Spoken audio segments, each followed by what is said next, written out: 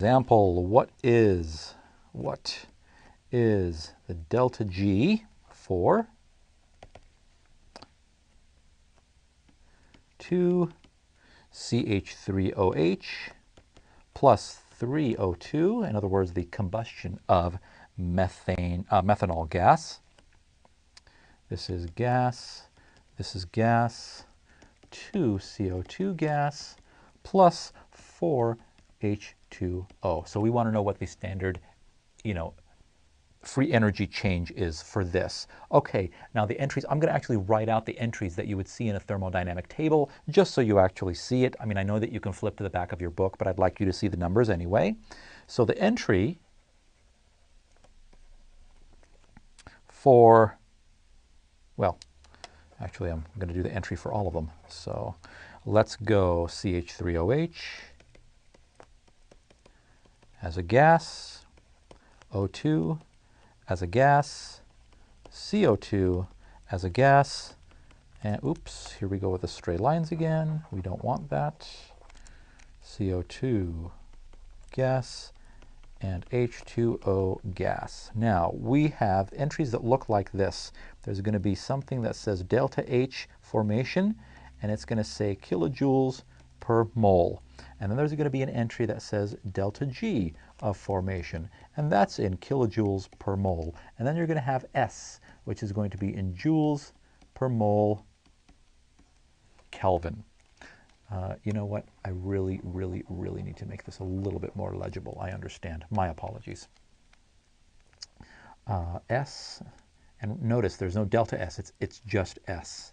This is going to be in joules per mole Kelvin. So we have minus 201, 0. Remember, 0 elements. The enthalpy is 0. And we have minus 394, minus 242. The delta G is minus 163, and the delta G for elements is also 0. This happens to also be 394, which is really interesting in and of itself. Minus 229, and then we have 240, 205, 214, and 189. The entropy of an element is not 0. Oxygen gas is a disordered system.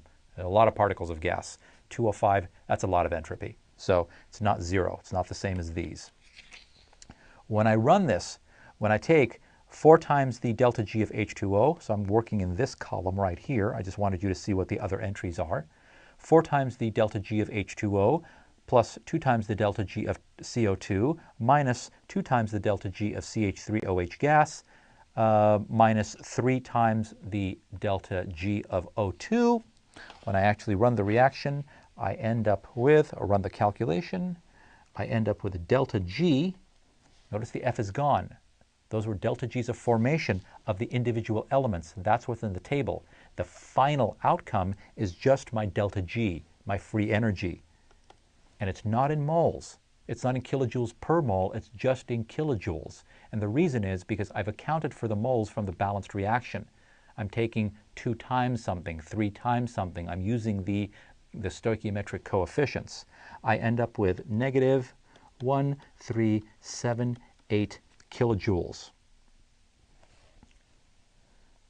137,800 joules. That's a lot of energy. That reaction, the burning of methanol, is highly spontaneous under standard conditions. So that's what this means. Let's see. Okay. So now we have a good sense of dealing with free energy. We treat it the same way we treat delta H or H or S. We just take products minus reactants. We also have the equation delta H minus T delta S to calculate it that way.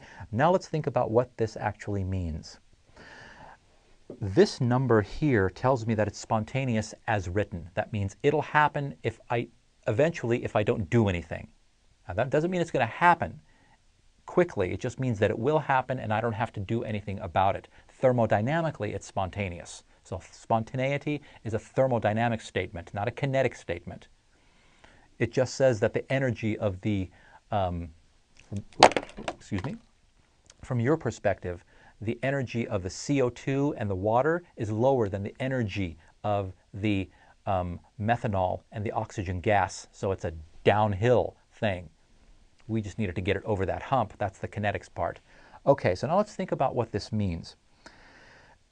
This delta G is a measure of the tendency, the potential for a reaction to move forward. Well, let's say it starts moving forward. Well, as it starts to move forward, more, CO2 and water are going to form. Methanol is going to be used up. Oxygen is going to be used up. Let's say that half the reaction has gone forward. Does that mean at that point that the free energy is the same? As it turns out, no. The idea is free energy wants to get down to zero, or in this case, wants to get up to zero. A zero free energy means the system is at equilibrium. So you can have a negative free energy. That means that the reaction as written wants to go to the right. It's spontaneous to the right. If it's positive, that means the reaction wants to go to the left. The idea is the reaction wants to get to a point where the delta G is zero. So as a reaction proceeds forward, the delta G actually changes until it gets to a point where it's zero. That's equilibrium. That's what all reactions do. They move toward equilibrium. So let me write this down. As a reaction proceeds,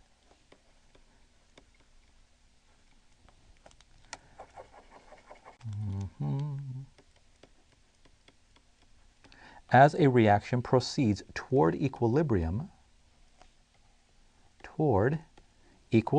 the delta G changes.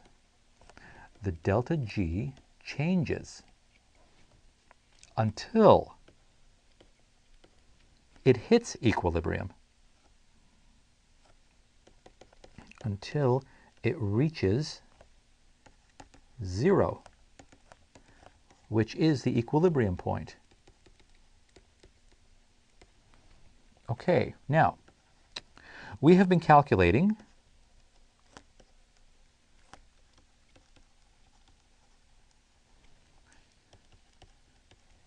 delta G with that little zero on top, standard delta G's under standard conditions.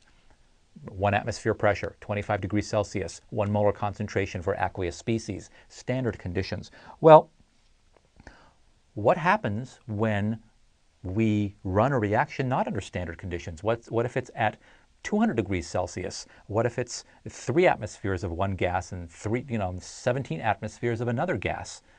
What happens then? How does it affect the delta G? Is it affected at all? As a matter of fact, it is. So when we change the conditions, when we change the pressures, the temperatures, the delta G of the reaction as written changes. And rather than going through a sort of discussion of, a derivation of this equation that I'm going to write down, I'm just going to write down the equation because we just want you to be able to use it and understand that the delta G, this delta G is under standard conditions, but we're not always running reactions under standard conditions. We often, most of the time, we're not doing it under standard conditions.